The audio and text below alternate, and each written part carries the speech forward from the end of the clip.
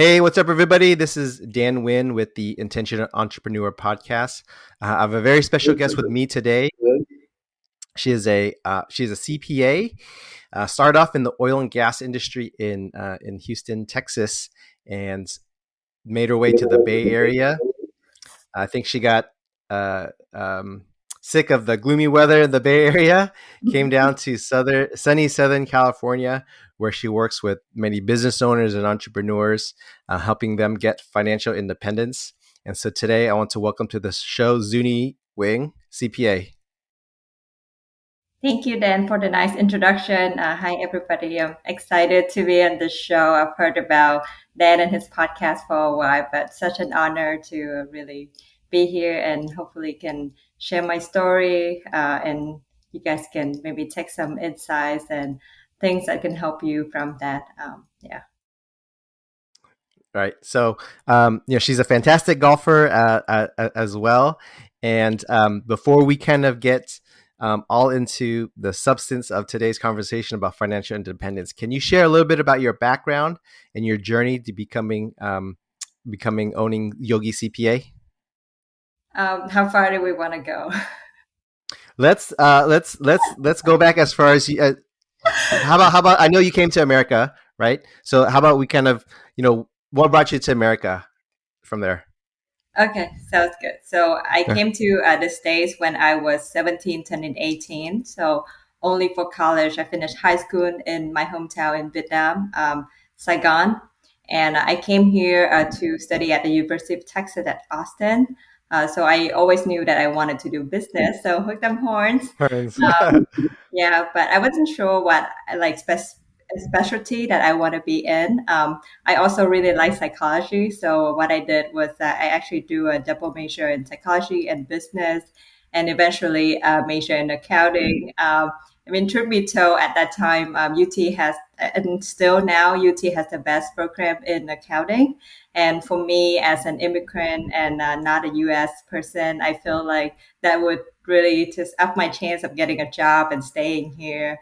I mean, I have to be honest about that because I think it really buys into my story later as I grew up in the States and how like those Asian values of always trying to like, find a way to stay here, always trying to work hard, really like play a role in what I'm choosing to do right now. So this kind of to go through it very shortly. 6 year I did the accounting psychology and then did a master in accounting.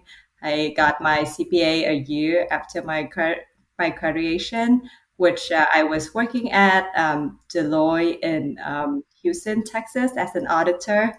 I interned there and got an offer. So that was my first job out of college. I worked there 2 years in the oil and gas industry, auditing very big public companies. And when I was 25, quarter life crisis, as people are referring to, maybe my millennial generation are referring to it. And I was going through a very like sad breakup, and for me, that was like I really needed to get out of Texas, and I literally had the first job offer. I took it. It was with Ernst and Young, and I moved from Texas to San Francisco in like 3 weeks. It was crazy timeline. I found my apartment on Craigslist, if you can believe it. So it was a good deal, and I think yeah, this even if it's Craigslist, like sometimes you take chance and it comes out to be a good one. I got a parking spot, which not a lot of people get in San Fran, but here comes the adventure, I guess. So that was really I've been kind of adventurous my whole life, but that was the first time that I took a leap of faith and just because of overcoming the sadness and also like going through my quarter life crisis, I just think that I had to do something different. And I've always wanted to be in California. I have heard a lot about the Bay Area and how cool tech people are. And I tried to get into like biotech industry as an auditor and later a consultant for the industry.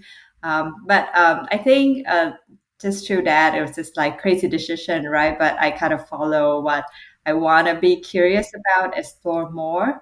So I spent some time there and then I joined the consulting practice at Deloitte. And I became kind of a traveling consultant from San Fran. I was traveling constantly to Chicago, the Midwest, to do the consulting projects there.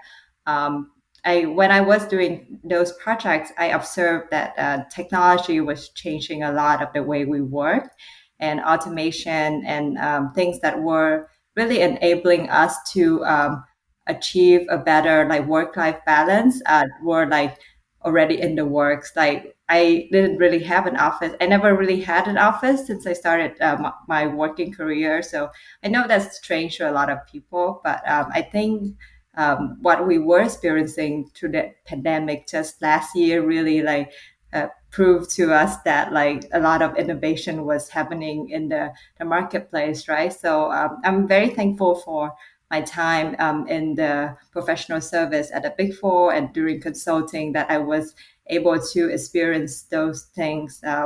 Just I guess coming from Vietnam and being in those like role where I could serve big clients is like was very yeah honorable for me. I guess like I feel like it was crazy, but I'm learning the best from those experience. And even now as I have my own practice, I still keep in touch with the folks from the companies I used to work with, and I love my clients there. So um, yeah, but sorry, that was just my the little bit of appreciation of the journey. But the reason why I started Yogi CPA is when I was going through this journey in San Francisco. I was doing audit work and consulting work, and a lot of that part I enjoy. But if you know about public accounting, there's always like an expectation of excellent work with like very long hours and almost like no time and vacation break.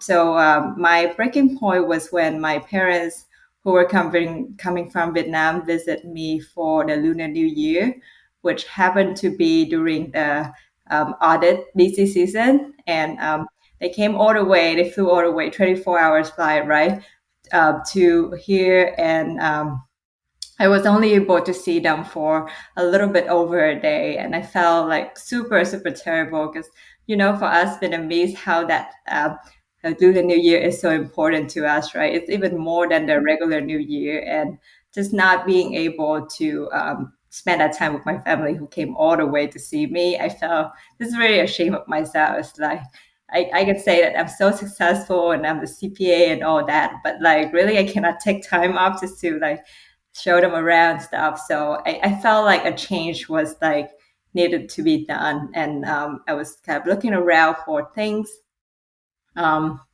and I think I needed some time off to really not have a job and just think through it what I like to do and stuff. But I came to the realization that it was not possible to really like quit your job and pay rent in San Francisco. Probably, I could probably afford maybe like 1 month's rent, and then I'll be like on the streets. A CPA in my like 20, I was 25. So, I mean, like for my whole life, I always have been independent and always like try to achieve like the highest possible things, trying to finish college really quickly and to even like support my parents as they got their tickets over here, like I just felt like I never really did anything that people should be ashamed of me. But the thought that, at that age, I would have to maybe loan money or ask my parents for the support so I can quit my job and live in San Francisco. That's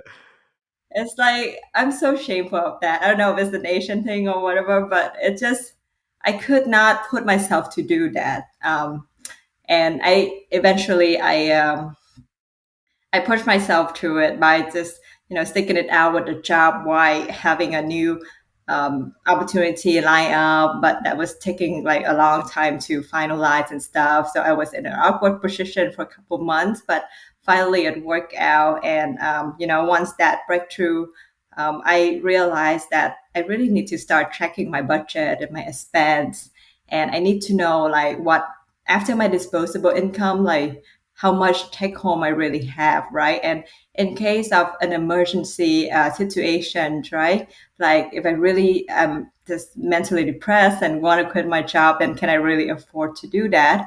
Or, if we have kids one day and like I have to support my family for whatever reason, right? Like I just feel like we can't operate through a month to month mentality, but more like what is the long term, right? And that give us really like the mental peace of mind that like if things go wrong, like you can still have like the financial support to go through it. So yeah, so that's when I realized that like financial independence is not it's not only important for like people who are don't have a clue about finance, but also me as a CPA, like I should know this, right?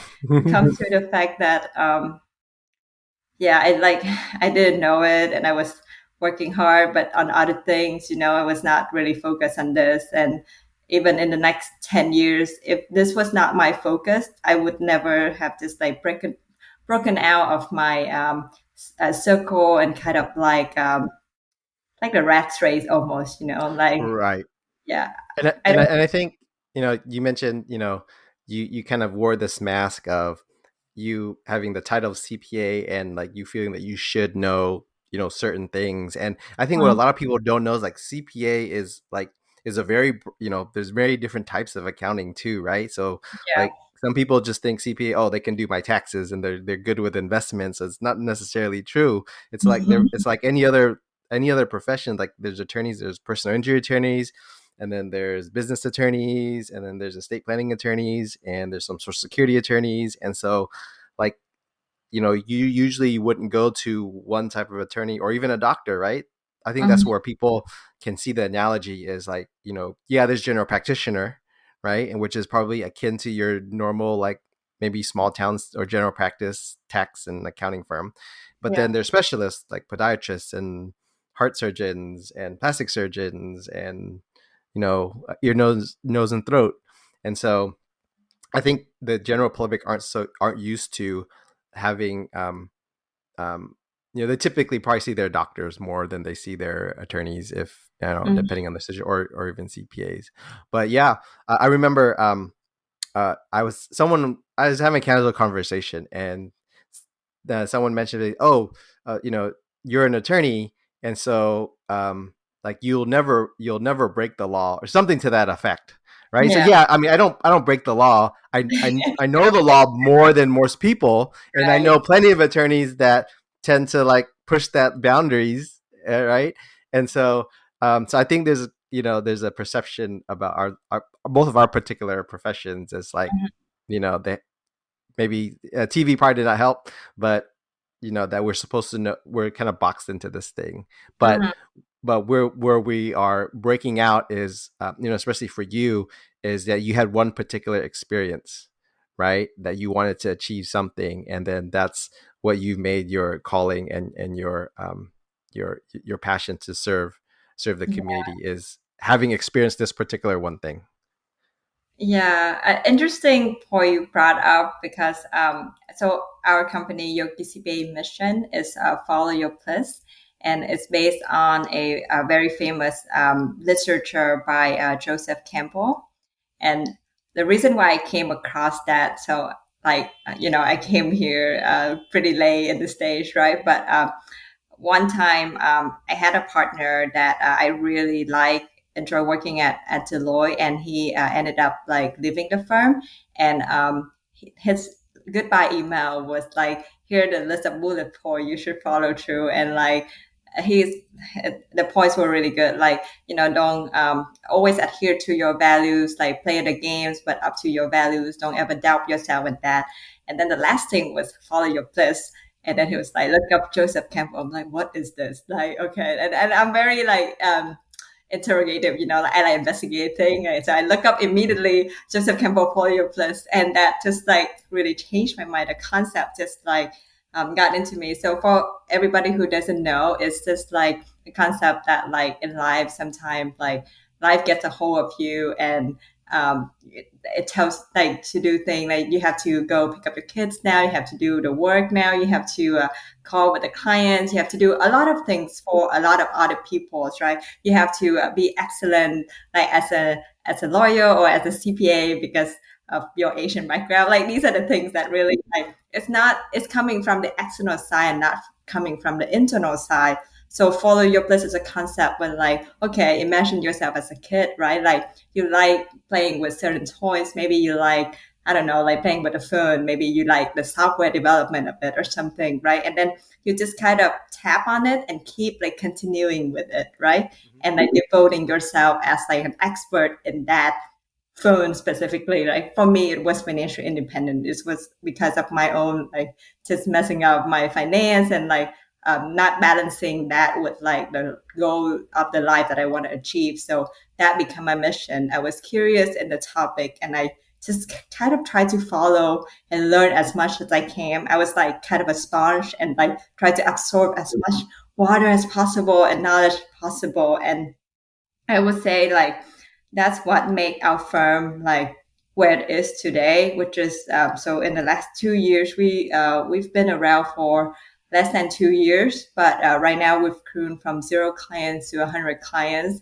and the business right now is more than what we can handle, and it just there's a lot of people, the clients that I talk to, they became clients with it very quickly because they believe in our mission, because our message resonate with some part of their life. And believe it or not, I do all of my introduction calls. Like I don't delegate that task, so I Hmm. vet every client that I have because I have to make sure that they are in the fit for what we want to achieve.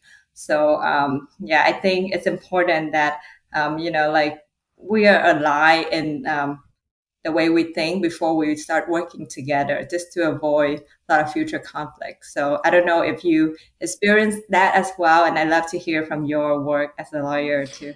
Yeah, and I think the more we practice, we can take more liberties as to who we can take on as clients. Obviously, when we first open our doors, right, we may Mhm, not have the luxury as to turn away clients, and so what sometimes that leads to is having very poor relationships with clients and not good clients, and so I'm the same way. Like now, we certainly we vet for clients as not and not just for on a financial standpoint, is a cultural standpoint too, and attitude. Like how did they treat my team, right, on the call when they first came in, right? Are they demanding, or are they nice, and right? And so no amount of money can really uh, you know uh, mhm, satisfy you if the relationship is not working. So yeah, we've denied clients or turned away clients because we for one reason or another it was not a right fit. And certainly we in our type of practice, probably with yours too, we seek long-term relationships with our clients. So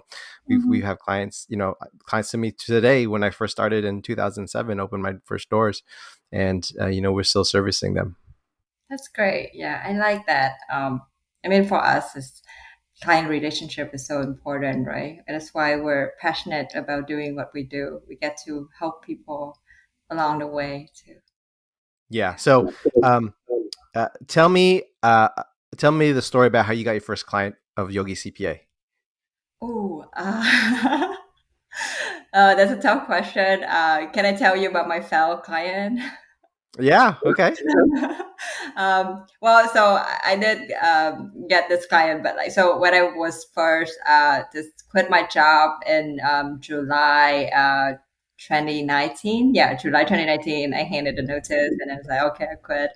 Um, I mean, a month after, I find myself kind of like going to networking events. So ABAOC is one of those, right? And then I met this guy who was like, trying to sell kind of e-commerce coffee with like reishi, like very healthy stuff, healthy coffee, right? And I was trying to do business with him, and our first meeting was like, I kid you not, outside of Office Depot, because I wanted to buy some like coffee from him. It was good when I tasted it, and it was like I just want to try out, and eventually I ended up like converting him to be my client outside of Yeah. Depot, and then And we were shaking hands. And I'm like, okay, I'm gonna help you with a business plan, right? And this is like, well, the fellas, the number one is that like most consultants, like upon like being an entrepreneur for the first time, they think like they can do business plan or like that is something of value to the client. And later on, I realized that is not. But back then, I just wanted to land my first client, make money, say that okay, the entrepreneurship makes sense, right? Like, Yep. not really thinking it through, but hey, like. So anyway, it's like my result of driving around both sides, like meeting with people, like I like like Yeah, yeah. now I think back on those days, I'm like, whenever I go to top station, I think back, okay, I was the one who was trying to get business like that, right? I was the one who working hard like that. And that constantly remind me that like, like things are not too bad. I'm in a better place now. So appreciate it. And, but yeah, so anyway, that client eventually didn't work out with me because he was not good about payments. So disappear into thin air. So that's Yeah. partially. But also the second thing is that he was disrespecting of me as kind of a Asian woman entrepreneurs, and there was a lot of like small little things that people do that I can notice, like kind of throw away your business card, like kind of like like these things. But it was upsetting to me, and I think that I did not deserve it. So in the long run, I know it was not going to work out. So I'm glad that it did not. But those are the situation kind of like I serve as myself. I remind myself of as like these are the people I should avoid. And like if I really see somebody, like this man who's like not respecting other women entrepreneurs, then I would side with the woman entrepreneur, Mhm. right? Because just because we're Asian and women, I mean, the fact that we're trying to do a business of our own is something that people should cherish already, and just shouldn't be disrespected like that, like Mhm. Mhm. yeah. So anyways, I think that was my first kind of, I landed him, but like he was not a good client. Yeah, and yeah, hope that helps.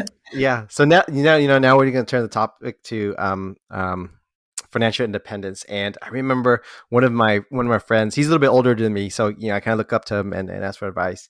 And he did tell me like financial independence is when your income your income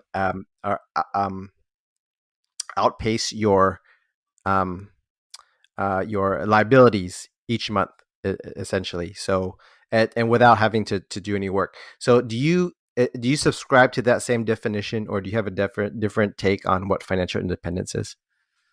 I actually do have a different take on that definition because going back to Yogi CPA mission, right? Follow your bliss, follow what you're curious about, and still live like uh, kind of a comfortable life with the financial support. So I think financial independence is actually just a tool in itself to help you achieve a bigger goal. Like if people tell me that, hey, I'm just very into the fire movement and I want to be Hmm. fired by the time of 40, like my question back to them is that, yeah, what's the point of that? Like, what do you want to do? Like when you have achieved that, right? Like, um, because I don't think retirement is a concept. Actually read about it. It was concept um, introduced by the Germans, I think, back then by one of the politicians trying to win an election. That he introduced retirement, and people bought into that, right? But I don't think there's such thing as retirement, as in suddenly tomorrow I'm gonna stop all the work that I'm doing and just like chill for all day, right? Hmm. Because I do believe like without like good labor and work, without a good schedule you wake up to and what you do, then it's easy to lose motivation in life, and that's not the goal that Yogi CPA is trying to achieve, right? Like I think you people should still be motivated, right? But it's a lot of inner work there, so you have to figure out what you're motivated in terms of work, and then like what if it's not like making a lot of money, then how can you make it like that you can do something you love, right? Something you're curious about, and also still make a decent living doing it, right? So I will use myself as an example. At first when I started out doing financial independence, it was mostly a selfish reason. I just want to figure it out for myself because I was struggling. Okay, so at first I was doing sort of an investment advisor role, and I kind of fell at that. But what I learned from that was how to kind of balance investment, how to diversify a lot of things that honestly in my 5 years as CPA at the Big Four, like nobody taught me that, right? So I took the investment by not having a pay to learn about all that. And then I was able to apply on myself, right? I was able to diversify my interests. Our company have multiple interest, multiple income stream, including passive income as well. And that is the concept of financial independence, is to create multiple income stream that work for you, so that if one income stream have certain risks, right? Like if the stock market, let's say, is crashing, then maybe you have the property to like balance it out. But the thing is, you should like work on multiple income stream at once, not just one. And that's how you diversify your risk. And by that, you try to do a little bit more of what you like. So for me, I like kind of sharing my story. I like sharing with people how I'm able to maximize certain things to get like certain tax benefit. I'm able to create certain structure that makes like the tax deduction make sense.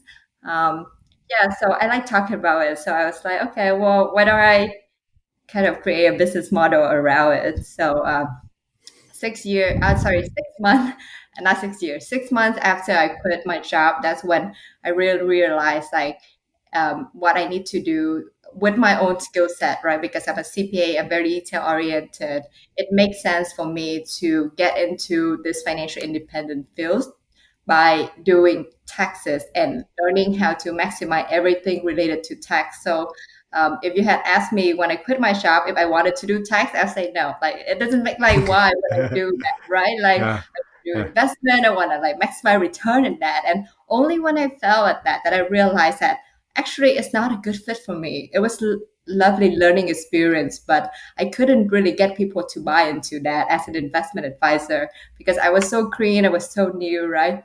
But if I were a CPA and if I were able to use my detail orientedness and the way I work with clients, I would be better. And I actually pivot my intentional career to doing taxes, tax strategy, and also doing the SBA loan at the time when during the pandemic, you want to support the small business and help them through that period. So just doing both of that at the same time was really what the market really need and what I can offer. So realize that is super important because not everything is going to be a good fit for you, you know? Right, right. So, you talk about, saving taxes, and I think anyone who's looking for financial independence, right? There's kind of two parts, um, at least two parts, increasing your income, right? You talk about multiple income streams, but also like reducing your taxes. So maybe you can share maybe 3 to 5,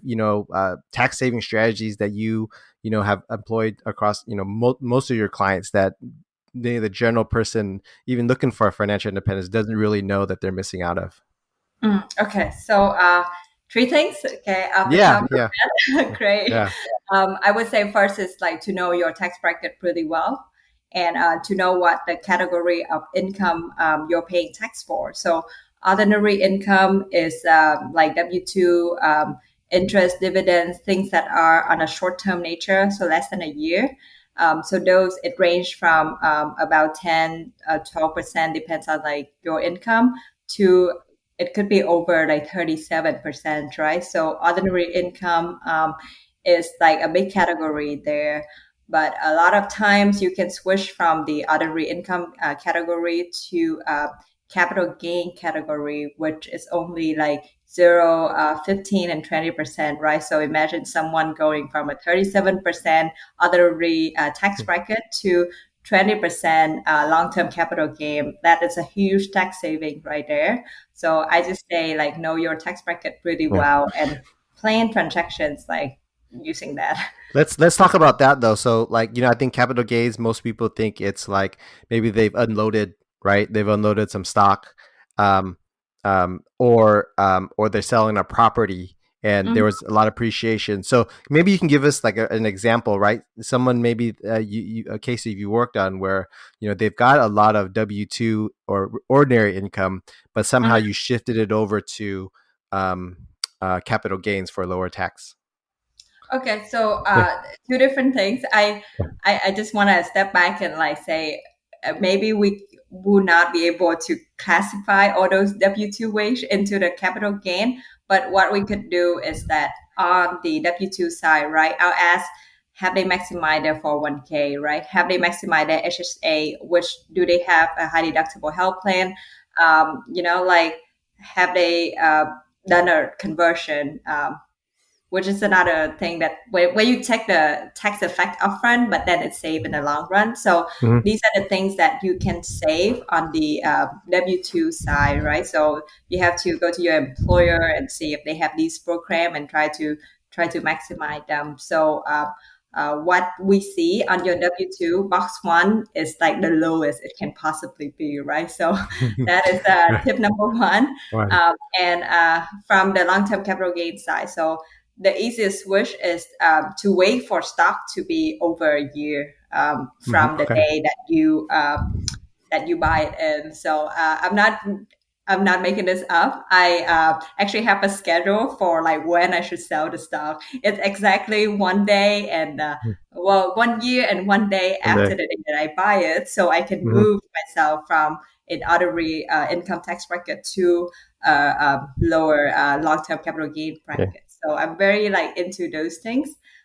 So that's what I would recommend, and also like to uh, buy and sell property, but keep track of the timeline. Is it over 1 year? Then you sell Mhm. it. And there's a difference between personal residence and investment property, right? So for investment property, you can also do a 1031 exchange with defer the capital gain even longer. Um, Mhm. for personal property, there's a rule if you live there 2 out of 6 years that you have the property, that you can exclude up to 250K gain on that property. So let's say if your home right now is a million, and then like in 5 years you sell it for 1.25, you can exclude the full gain as long as you live there for 2 years out of 5 years. So you Two can years, even, right? Yeah. Just yeah. to correct you, you said 6 years. Two out of the 6 years. So just for our listeners, the actual time frame is your primary residence 2 out of the last 5 years. Yes. So Right. you can live there 2 years and I rent it Mhm. out for 3 years. Like who cares, right? But you still qualify Right. for that. Now, so if if I bought a primary residence and I lived there 2 out of the 5 years, and say instead of selling it, Mm-hmm. I keep it but I rent it out, right? But I Mm-hmm. still have a mortgage on it. Can I deduct the mortgage I pay, what is now my rental property, as a business expense?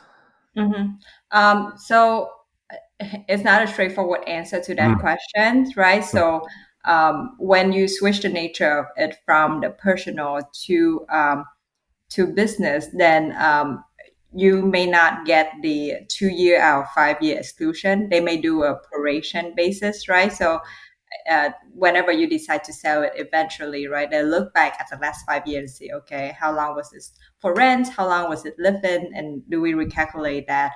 And on the other hand, if you file it as a business, so I guess you're familiar with putting property in the LLC and trying to take deductions right there, right? So if you had taken depreciation and if you had a loss on the property, then the loss could carry forward until the day you sell.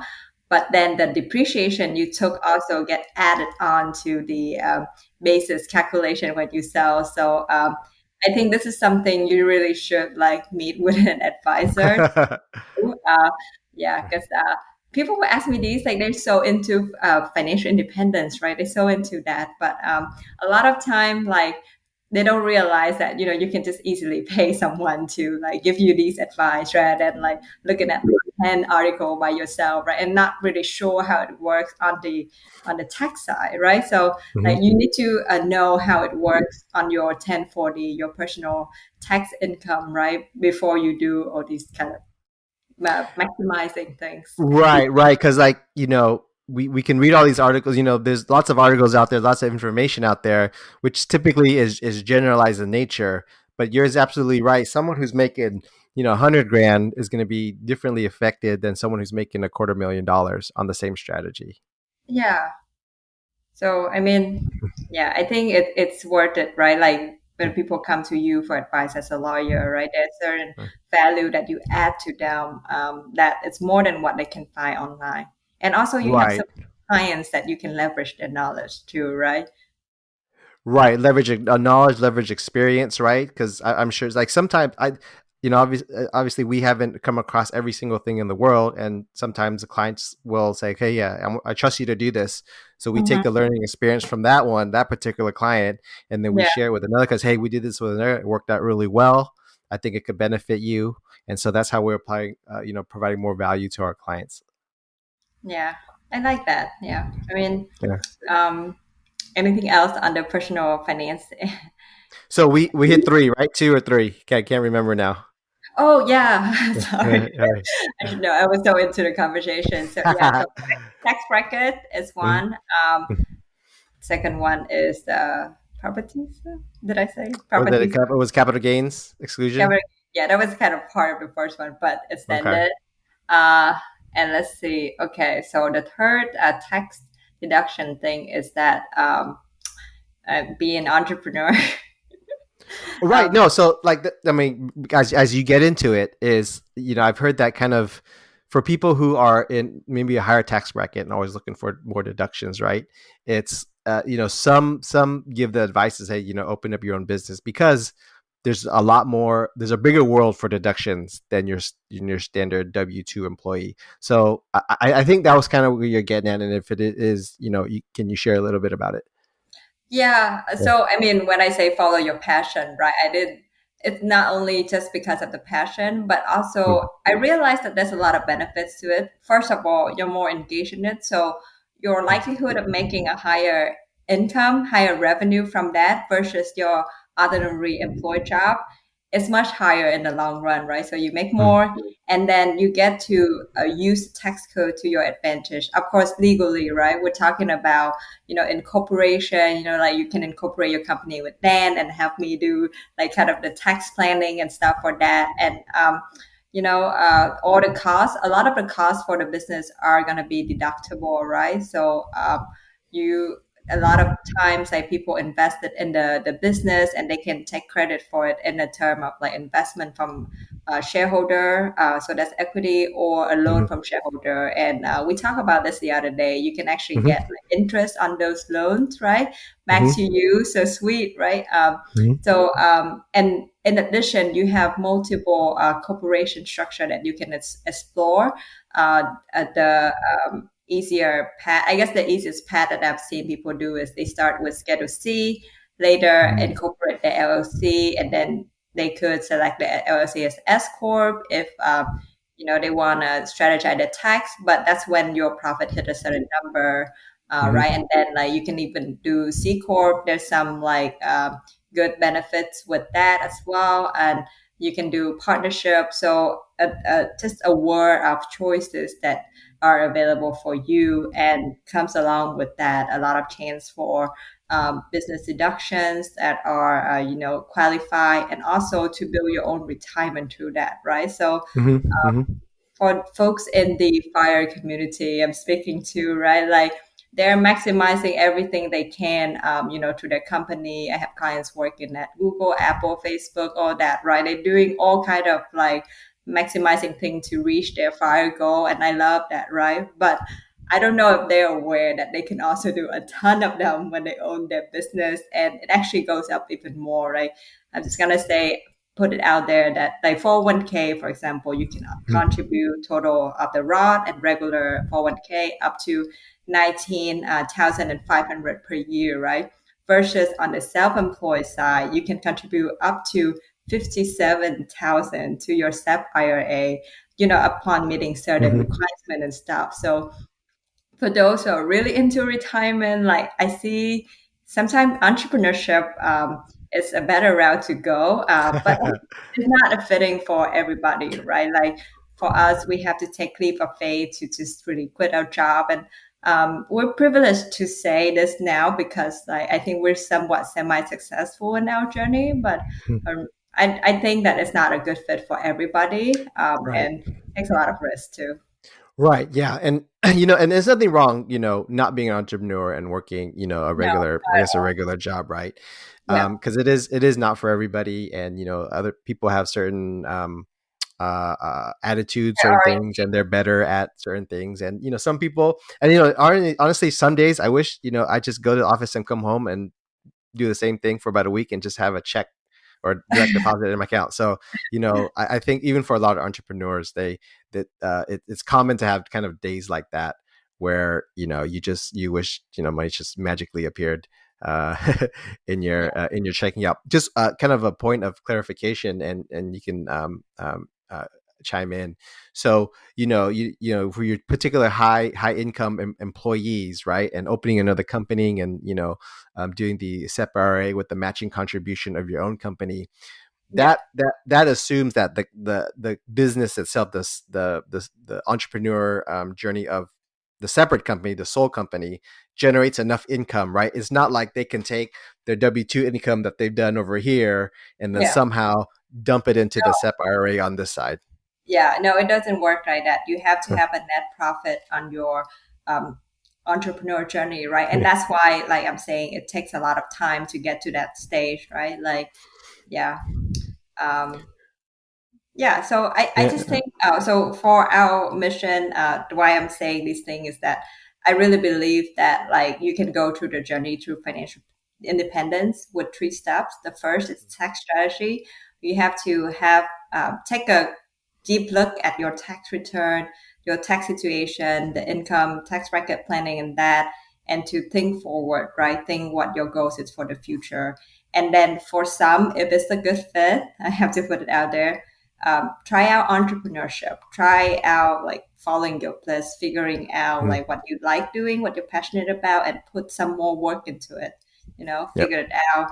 And then I want to introduce to the last stage of my the goal that I'm trying to get to is building wealth and also giving back to the community, right? Like I think for myself, kind of ambitious and I like to work hard and stuff. So even in a corporate environment, if I had stayed, I would have been doing okay. But I chose to leave because I I want to fast track that my journey, and I want Hmm. to be able to grow to a stage where I can give back to my community like faster and like have more impact, right? Like Zuni, like I'm right now, I'm in my 30s, right? But in my 40 and 50, like I would change my mind, and I feel like that would be too late for me to do that. Hmm. Maybe I have other priorities, so I want to use my 30s as like the best time for me to do this, and so I have to fast track from tech strategy to entrepreneurship and build my wealth to the stage that I could give back to my community in a more impactful manner, right? So recently, like I share with you, we won the CPA.com Innovative Practitioner of the Year award. And this is a national award and super prestigious. And being the first Vietnamese to win this award, it was like a dream come true for me. And I, we were recognized for the innovation we have in our CPA practice and the way we work through the loans and helping a lot of business, the way we build our whole firm virtually and just continue to be responsive to clients. So I think it just shows that like sometimes you take risks and it can give you good returns. And winning this award is a chance for us to really have more faith in what we do and continue to expand on it. And so I want to share that so you and other entrepreneurs or the aspiring entrepreneurs, they Hmm. can take that and like, if there's something that you're passionate about, then just give it a chance, give yourself a chance to pursue something you like because you'll be happier, you will kick yourself out of depression like this. Right. Um, and you be a more full person, and by that it just positively impact your community. I feel that since I became Yogi CPA, like my relationship with my friends and family was so much better, and I get Mhm. to live my values as a Asian person, always trying to make my parents proud but also like be happy. And I think that was something that was missing from the formula that I always had before, right? Like never was I in that formula. I'd be happy and stuff. It was always about other people, and now I'm in there too, and it feels better, I guess. Yeah, yeah. I mean, you know, again, congratulations on winning the award. That's something I remembered, in this conversation, and I apologize not Oh no, no, not. mentioning at the beginning, but I do want to congratulate you because Thank that you. is, again, that is a national award, and I believe that's one provided by your peers, right? um, Hmm. Yeah. right? So it's I think even on an entrepreneurship level, right? I think some days we get like, hey, is this worth it, or are we doing the right thing? And so things like this, winning awards like this, provide validation for us that, oh yeah, we are on the right track and we're doing what we're supposed to be doing. I want to go back a little bit about kind of getting a taste for entrepreneurship, especially if you are, a regular W-2 employee working at a job. And I think, and these types of businesses kind of get a bad rap, and I can understand it. But Hmm. I heard this. I heard actually another. It was actually a CPA lawyer. He does very similar strategies, but he had a really good point. So for someone who is looking to get add a second income, Hmm. and open a new business but doesn't know, honestly, Hmm. I think multi-level marketing is a good option, and I'll tell you why. It's Hmm. because generally those types of businesses have low startup costs, obviously depending, right, not inventories and stuff like that, but Yeah. sometimes they have, obviously you want to go with a good company, and then obviously someone with a good team here, but Hmm. the reason why I like it is because easy startup costs. But I think in all types of businesses we have to be very influential, and especially service-based businesses, Yeah. we have to adopt the sales mindset.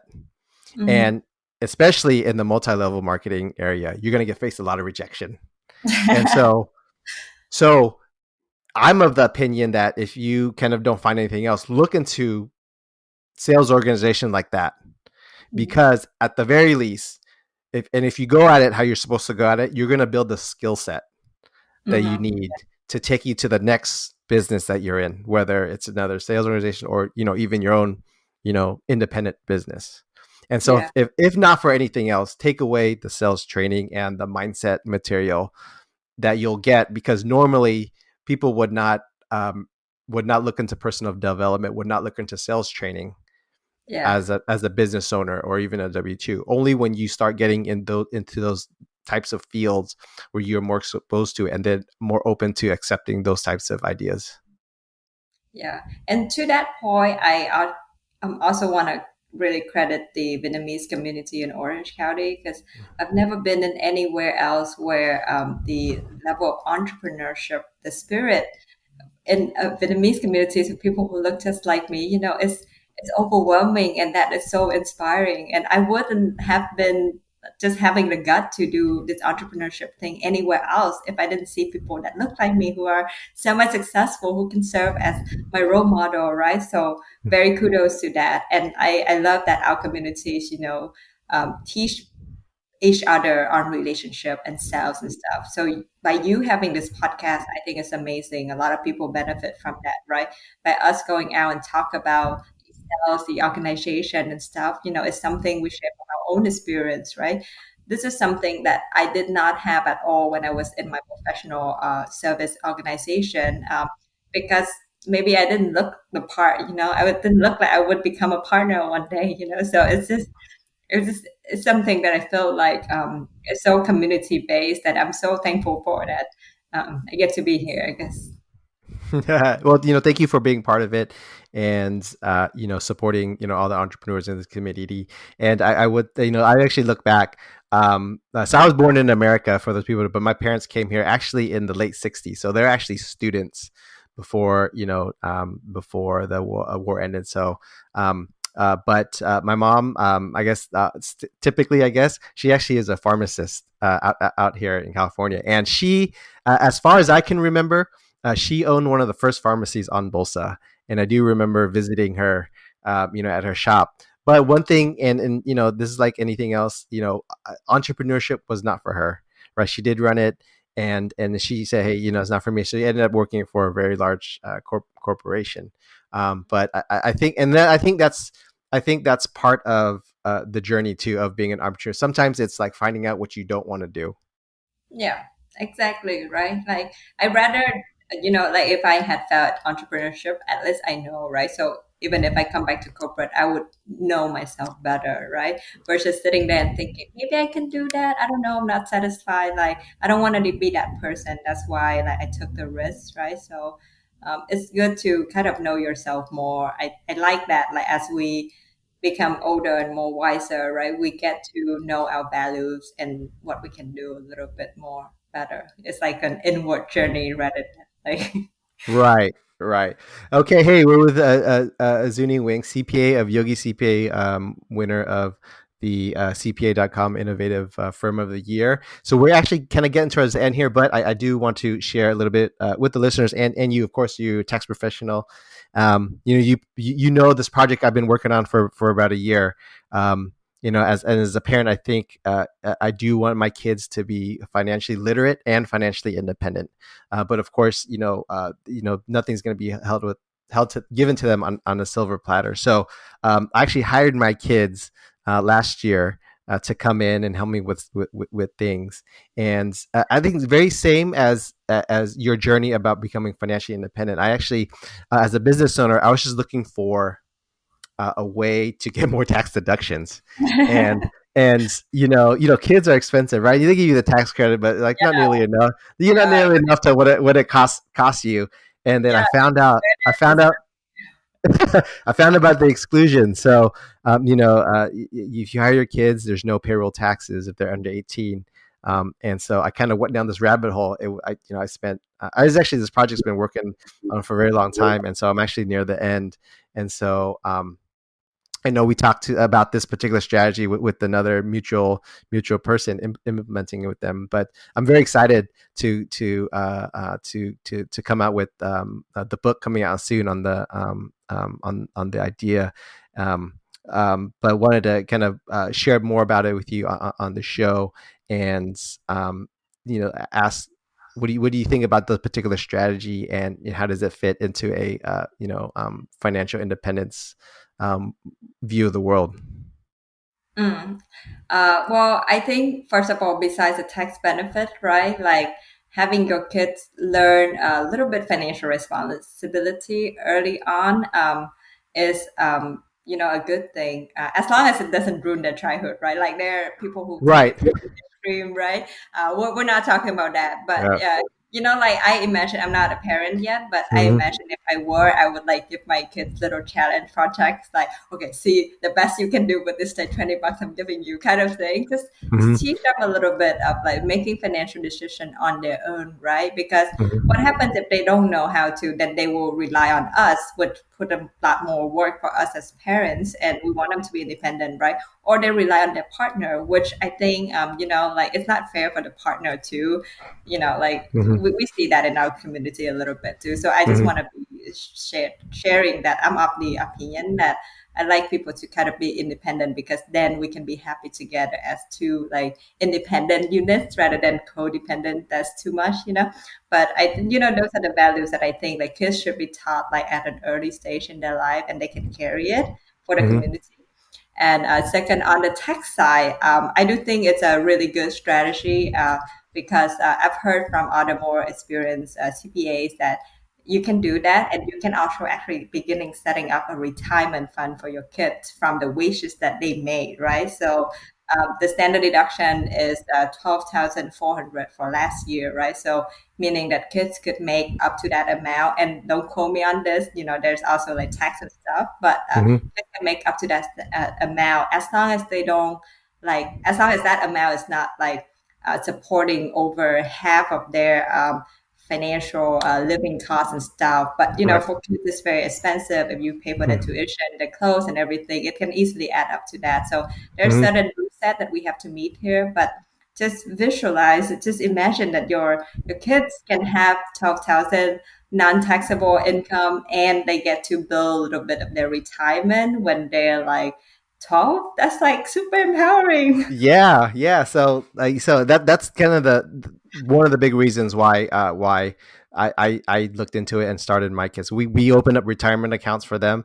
I don't know if I've opened the retirement account for the youngest one, which is who's 2 years old right now. But for the first two, A little um, too early to think about it. but we didn't talk about it here, but people can look up the power of compounding interest, right? And Right. how even starting them young is really the key to really growing that account. And so, but the other point was also, um, yes, helping them learn about financial responsibility, financial education, and giving them the money, giving that the 20 that they've earned. And certainly, one of the things me and my wife have had discussed is like, I actually want my kids to fail, and it's not a big deal for them to fail, right? Because just like Thomas Edison, I didn't, you know, fail 10,000 times. I figured out 10,000 times how to not make a light bulb. And so they're in an environment where failing is okay, and it's more about Yeah. learning about what you get out of it. So yeah, being responsible with money, and if they want to spend $20 on a big bag of candy, well, all right, they're gonna probably do it only one time because they don't got any more money for anything else. But So at least I think what you're doing is that uh, like you can still coach them and maneuver that because you watch them make the decisions, right? Like, yeah. for me, I mean, my parents were great, don't get me wrong, but for Mm. me to come from Vietnam here at the age of 17, like, how would I have known things? Like, I would have just like fell so miserably at things because we weren't coached in the environment that, yeah. So I feel that so strongly that in order to continue our Vietnamese community and the values, we have to teach kids at an earlier, young age, and even like have them volunteer when they're young, so they can appreciate the hard work that people have and just how hard life is out there, right? I think, yeah, it's just who are we without knowing where we come from, right? And that's just Absolutely.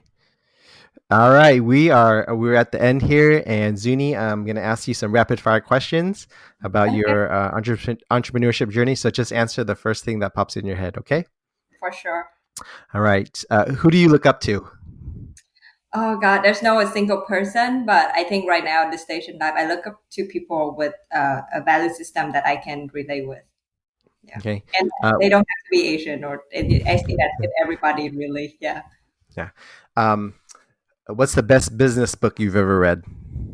Ooh, I have quite a few. Depends on when you ask me, but I so Naked is a book on client service. What's that? Oh, yeah, Patrick Lencioni is the writer of that, and it's a book on client service. I would highly recommend for anyone in professional service. It's about just like telling the truth to the client and even like enhancing the relationship with them. I've applied all of the concept from this book in my client relationship, and it make it sticky, I guess. Yeah. Mhm. All And right. then, sorry, can I share a second one? Yeah. Yeah. Yeah. The second book I want to share is Ash by Laura Huang. She's the Harvard business professor, and she is just really sharing about how you can your perception of yourself and other perception of you can sometimes be misaligned, and your job is to guide these perception through hard work but also through doing other things too. And she specifically speak to like the Asian immigrant community, which I really relate to, so I would highly recommend for any Asian entrepreneur is to read that book, Ash by Laura Huang. Ash Brother. Okay, we're gonna put all these in the show notes as well. Um, if you could do one thing over again, what would it be? um I would I would go back to who I was when I was in a corporate job and really thought I wouldn't have just maybe thought that it was so different environment for me and I was not accepted in that. And I think I should have fought harder. Okay. Um, how do you know when to pivot in your business or to keep going? So there's a speaker that I've been subscribing to him for over a year, and he was at the conference that I just went to with the award, and his name is Pascal Finet. Super radical thinker and just very radical in the way he thinks about things. But he recommend that you listen to the weak signals, right? Like Mm-hmm. There are things that on the news. I don't follow the news a lot, and I try to turn off the notification. But for the most part, when COVID was happening, I listened to the weak signal of the SBA loan. A lot of people asking about it. Business were closing, and they needed that, right? So I jumped into it right away, and that was how I was able to build my startup like really quickly. It's because I focus on what people need, but that you have to really have a good intuition and intention. Like my intention is good-hearted. I know that, and my intuition is something that I have through my yoga practice and through just being kind to other people and using that. I was able to see things that maybe others didn't see, and I pivot when it was necessary, and I persisted when it was necessary also. So it really just come from experience. Okay. Yeah. Um, you lose everything, but the only thing you have is your cell phone and your computer and an internet connection. How do you rebuild your business in 30 days? Oh, cell phone, internet, and what is it? Internet connection. Computer and yeah, center cell phone, internet, and a computer. Like, oh God. Well, if it's a virtual business, then like I definitely need a computer. How do I rebuild it? I mean, actually, I just keep doing what I'm doing now with just like because my business is already virtual and stuff, right? Mhm. But I am also of the opinion that you don't really need all the digital tools that are available. So I'm currently reading this book, Digital Minimalism by Cal Newport. I think you Mm-hmm. like the author also. And I actually sleep without my phone, if you can believe it. And I try not to like always think about it because then my mind in the morning is fresher and I get to Mm-hmm. think, execute things more quickly. I also like intermittent fast too, so I Mm-hmm. want to just kind of like have a clean body most of the time, and yeah, so I do believe that there we live in a digital age, and I build my business with the Mm-hmm. cloud and digital tools, but that doesn't mean that like the more tools I have, the more successful I was going to be, right? It's about Right. being intentional with the tool Mm-hmm. and really like I have to vet everything that I'm using just to see if it's that I clean my app, I put down my notification because Mm-hmm. uh, we humans, our biology is that like we have a short attention span, right? So Mm-hmm. if you were to select maybe like to focus on seven things at a time, like what are your priorities? So I suggest that everybody should always have that list and don't be afraid to cut the other things, right? If they're negative news, if there are things that you are not aligned on or don't believe in, just turn them down. Unfollow people if Right. you need to. Yeah. Right. Right. I think one of the best things I've ever done was learning how to say no Mhm.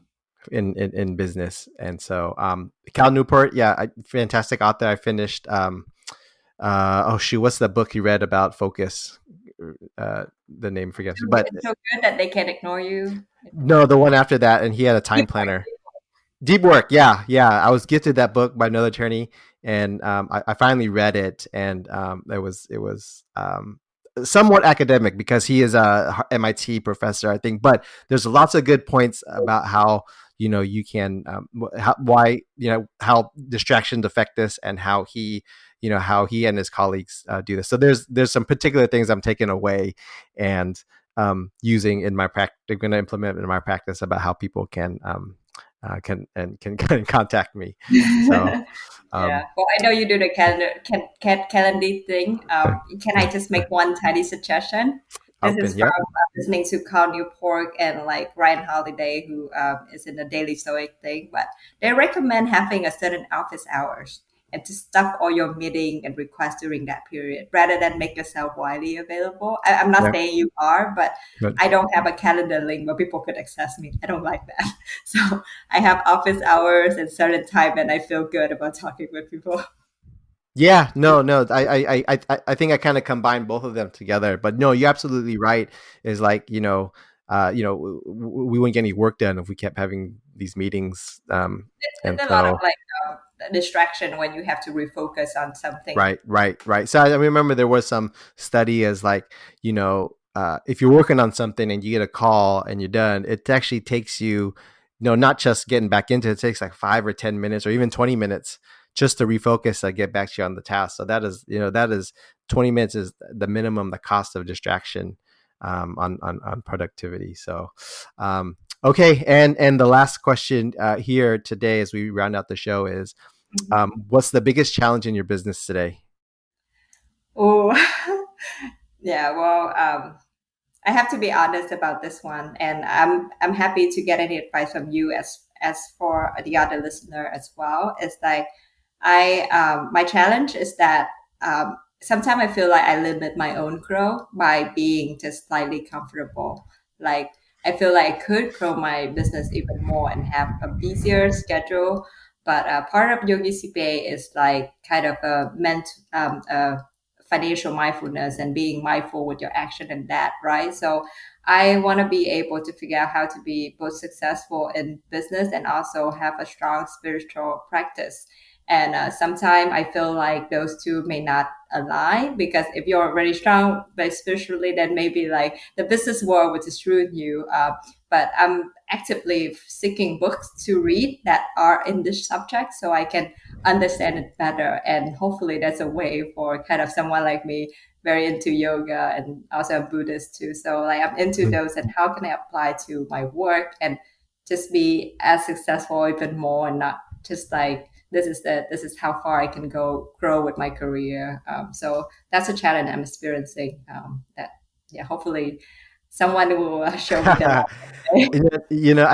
I think if you're not working with someone already, I think a coach would work. Because what I've found is, and someone explained this to me too, is like a coach will get you to do things that you don't want to do to get where you want to go. And so for me personally, I'm investing in those programs, those types of programs next year, because I'm very in a very similar situation. Like I've we're capped here at a certain level, so we're try to see how to get to the next level, and part of it is strategy and tactics, right? We got to learn what it would take to next level, but also execution and not sitting on these ideas Yeah. where it's not like not a someday we want to do it. It's like, okay, how do we implement some of these things? Yeah. So, I mean, on that note, I would say that the technology side does help us with like being also mindful, but growing our practice more. And also, second thing is I'm exploring joining an accelerator for my startup next year, Hmm. where there will be business coach who make me responsible for things. Then, Yeah, yeah, okay. yeah, Yeah, maybe we'll have an update with you next year, and see how you do in the accelerator. I want to thank Zunie Nguyen CPA for joining us on the Intentional Entrepreneur Show. If we're looking for financial independence and looking for someone to guide us, how can we find you? and my website, yogicpa.com, is widely available, and I have a streamlined onboarding process. So you hear from me within 2 to 3 business days. Fantastic. Thanks again for being on the show. Great conversation, and hope we talk again soon. Yeah, it was a pleasure. Thank you so much, Dan, and Merry Christmas. Merry Christmas.